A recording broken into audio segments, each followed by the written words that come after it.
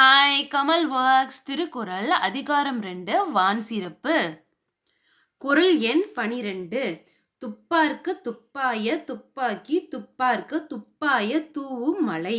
பொருள்: மழையானது உண்பவர்களுக்கு வேண்டிய உணவுப் பொருட்களை உண்டாக்குகிறது.